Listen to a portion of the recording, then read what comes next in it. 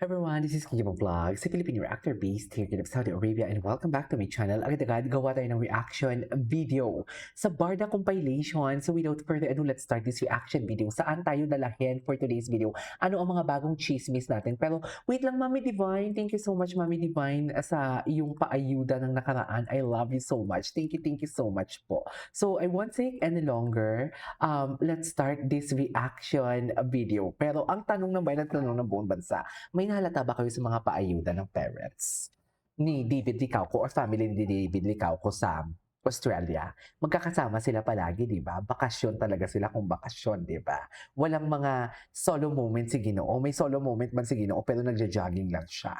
Di ba? So ano yon? Tapos na? Hindi pa naumpisahan ang chismis ng kabilang kampo? Tapos na agad? Charis! Kanya pa lang intimate mo lang picture si Ginoo na nagbe-beach na nakahubad. Charis! Pero malamig kasi ngayon sa Australia. Charis! I mean, wala siyang mga photo na what do you call this? Na nagjo-jogging siya tapos pinipicturean siya sa bus. Walang mga ganon, di ba? Walang mga video na ayuda na gumaganon. So yeah, without further ado, let's start this reaction video.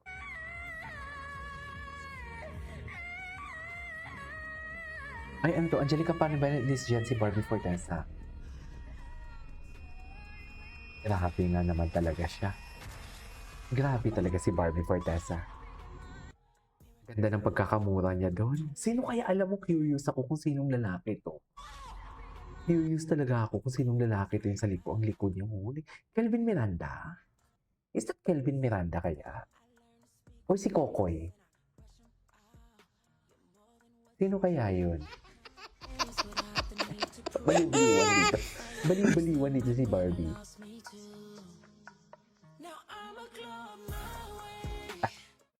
Anyways, what's next? Hello sa mga nakatag 91.1. It's me again, Johnny Berry. Ano to? Balita? Di ba? Nag-comment din dyan na parang fury ako na hindi ko na lang. Okay. Kamusta lang na ngayon baga Ano to? nakawala ka na sa shadow ng isang actress na laging merong love team? To be stuck Ay. in a love team, nagdadalaga na ako. Wow! Yeah. Hindi, aaminin ko naman, naging mas madali yung trabaho para sa akin. Nang hindi na siya na-stuck sa love team. Mas madali Siyempre ang nasanay maging kami, trabaho di ba Barbie, all through the years that you've been acting, meron ka kasing love team usually, di ba? I mean, Oo. oo, ngayon, Ay, oo iba-ibang nga, no? dating Parang men ang dami talaga. yung Meron kasi naging like, love team the bukod kay first and then Ginoo. the next kahit kay Jack, di ba? Then kay Derek, yung mga ano talaga, yung mga, kumbaga, meron kayong shapers lagi eh. Yung consistent na when you work with this, meron kang pair. Unlike Oo. this time, talagang parang you are your own girl. Ganon. You are your own Na girl. I love it. Love triangle, tapos hindi nga main, anong tawag dito? Hindi main plot yung love angle, di ba? So parang kamusta lang na ngayon, nandun ka na, kumbaga nakawala ka na sa shadow ng isang actress na laging merong love team. Na parang napatunayan mo na. Since binigay na rin naman sa'yo ang title kasi nakapuso primetime princess, di ba? So parang dapat naman na it's time na wala ka ng ka-pair. Nakakatuwa kasi parang as an actress, nagdadalaga na ako. Wow! Yeah. True. Finally! Also, hindi, aaminin ko naman. Siyempre, ano siya eh, parang factor din siya talaga ng isang storya. Kumbaga, hindi makukumpleto ang storya kung walang love angle. So, hindi naman siya totally dapat tanggalin. But, to be stuck in a love team, like say, Ayaw niya talaga yun na ma-stuck yung pala forever sa mong love team. partner. Yun yung medyo parang, Ayaw niya talaga. It I'm really so shows na ayaw grateful niya. na naka-move forward ako from that. Kasi, I can work on my own. Kumbaga parang kapag nag-work ako, hindi ko kailangang isipin yung kapartner ko. Kasi ako na lang mag-isa eh. So, ganun. So, it's, naging mas madali siya for me. Naging mas madali yung trabaho para sa akin.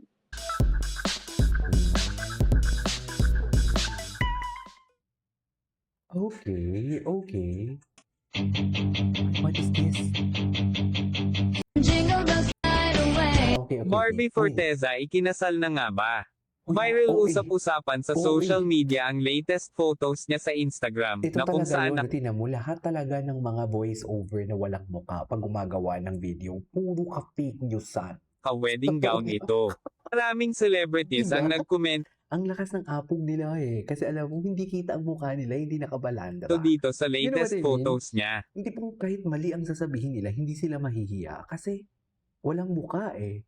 Barbie Forte Ito yun. Kasi Fortesa sa relationship. Akin ni Stoney.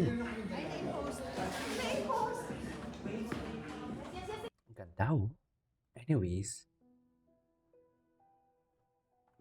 Ang sa akin lang, let's be professional. Kung binigyan ka ng call time na ganito, Ay, galit si you Barbie. respect it. You honor Galit it, talaga siya sa ganyan. late. Kasi hindi Kaya mo si alam, Ginoo may hindi makaporma eh. naargado kang ibang tao na... So, ang ending, umalis ako. Ibinahagi ng aktres na si Barbie Forteza ang pag-walkout niya sa isang guesting matapos na tila hindi nirespeto ng production ang kanyang oras. Oh, okay. Ayon kay Production Barbie, naman pala. 11 a.m. Production umano naman ng pala, tanghali ma'am. ang call Huwag time kayong sa kanya ano. ng At naturang least- guesting. Ngunit gabi bago ang kayong araw na yun ano. ay nasa taping pa raw siya at alas 7 na ng umaga sila natapos. Kaya naman nakiusap siya sa production na kung maaari ay ma-move ng kahit after lunch ang kanyang guesting dahil wala pa umano siyang tulog. Gayunpaman ay hindi siya napagbigyan ng production dahil may ibang guest pa raw na susunod sa kanya pagkatapos. Pahayag ni Friendship Barbie, card. "Kuyat ako noon Ito galing yung sinasabi taping, niyang tapos ang friendship call card. time was 11 Na sana ng huwag tanghali. gamitin. Tapos nakiusap kami the night before kasi nga parang alauna, hindi pa ako pinapakawalan ng taping ko. Grabe, Sabi namin, alauna. baka pwede po pa-adjust ng after lunch. Tapos sabi, ay sorry po, hindi po pwede kasi may mga susunod pa pong guests. So, dumating kami ng 11, kahit puyat, kasi alas 7 natapos, andun ako ng 11. Ngunit 7 ikinagulat ng umano ni umaga? Barbie nang lumipas na ang 2 oras, ay hindi pa rin siya naisasalang sa guesting at napag-alaman nila na may inunang guest bago siya, kaya naman alauna ng hapon ay naghihintay pa rin siya sa kabila ng pagod Grabe. at puyat. 11, 12, 1. Oo, Kaya naman tama. nagdesisyon sila na umalis na lamang at huwag nang gawin ang guesting dahil tila nga raw hindi nirespeto ang oras nila kahit pa sinabi na niyang wala pa silang tulog dahil galing siyang taping. Malaman-laman namin ni Eh, Mama kaya may to? inunang guest. Hindi naman bigger Sino star kaya pero to, parang no? mas close lang kasi dun sa direktor. Hindi naman siya puyat, di ba? Ang sakin lang, be professional. Kung binigyan ka ng call time na ganito, you respect it, you Oo. honor it, hindi yung nag-fake Totoo friendship naman. card sa production. Kasi hindi mo alam na may naagrabyado ka na ibang tao. So, ang ending, umalis ako. Gayunpaman, nagsorry naman umano sa kanila ang production at aminado ang mga ito na nagkamali sila. Okay, okay. Ay, bakit naman ganun? Ang turn off sa first date, late. Ayan. Late. Wait lang, Ginoo ha. Oh, ang sabi ni Barbie date, hindi work. Pero bakit siya nakatingin? Bakit siya nakatingin? Yun eh, di ba? Ang sabi ni Barbie, date, hindi work. Pero bakit siya tumingin? So, nag-date sila. At late ang Ginoo. Tama ba yun? I don't know. Pero ano lang natin to? Malayo pa si Denzel. Sakin mo na, Barbie. Sakin mo na. 1, 2, 3. Dito tingin, Barbie. Barbie, dito. Dito. Dito tingin.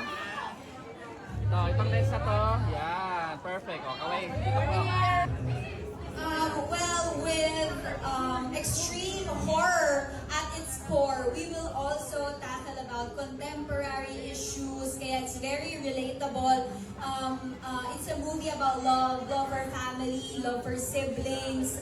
Tungkol ito sa isang panganay. So yung parang stigma natin na kapag ka panganay, kailangan tayo magtataguin ng pamilya. So itatakal natin lahat yan dito.